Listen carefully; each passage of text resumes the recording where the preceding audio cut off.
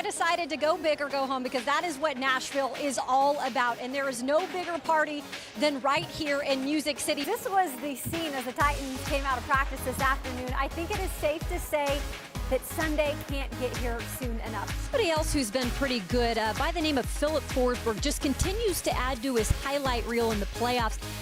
What do you make of his performance? With trade deadline whispers in the background, the Nashville Predators are working hard to try to zone that out and put their focus on winning games in front of them. But let's not forget about the player who really is the glue for this top line. Centerman Ryan Johansson, I covered him in Columbus, now here, and the amount of growth I have seen in the past few years is incredible, you guys. We're used to seeing the Nashville Predators on the ice in their jerseys with all the gear, but on this night, they're going to ditch all of that for some nice suits and strut the catwalk. You knew it was almost playoff time.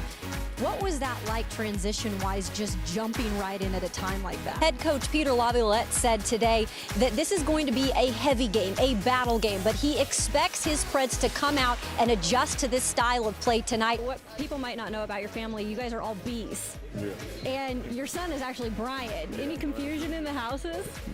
Somewhat.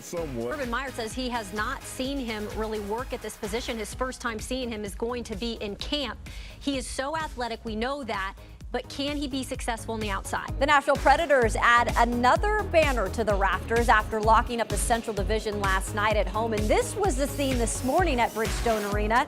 The ice getting a mini makeover ahead of the Stanley Cup playoffs. If you don't recognize where we are, don't worry, because the ice here on Nationwide Arena's floor has been transformed into this. I have to start it off the top by, you might go earlier, but you were my pick to go to the Tennessee Titans. You've been here, you visited the Titans. What was it like here in Nashville when you made that visit? It was great. And we're going to have to come up with a nickname for those two once he is able to get in there for the Titans. And once he does get the green light, you guys, another big perk with Simmons is the fact that he is so versatile. And I know defensive coordinator Dean Pease is smiling really big right now. Great start to the season for you. You lead the Big Ten in interceptions, tied for first in the country.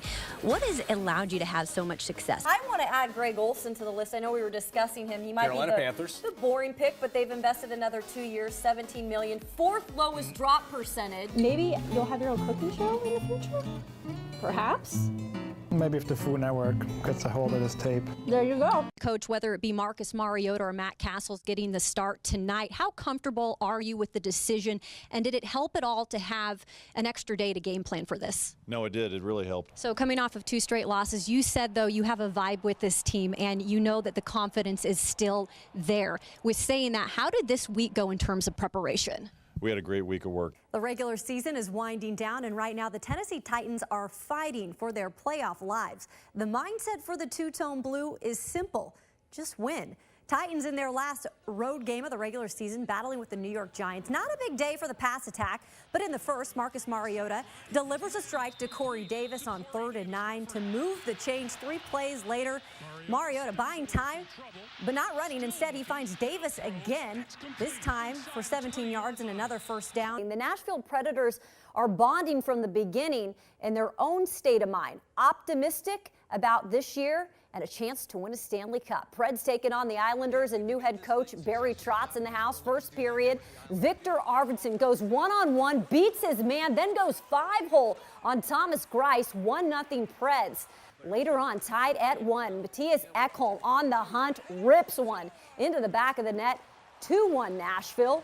We go to the second period, Preds up 3-2. Ryan Johansson, look at this pass back to Arvidsson, his second score of the night. It's 4-2.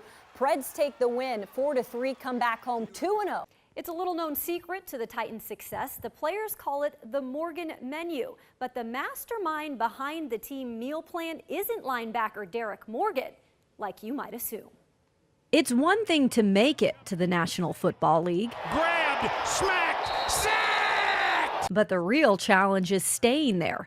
Linebacker Derek Morgan is proving it's possible. To be, year 9, I feel just as good as I've always felt. Searching for the ingredients to longevity isn't easy, but with a little help from his wife Charity, Derek finds them in his own kitchen. I get a lot of stuff organic or from my garden. Charity is a wife, mother, and Oh, did I mention a certified chef?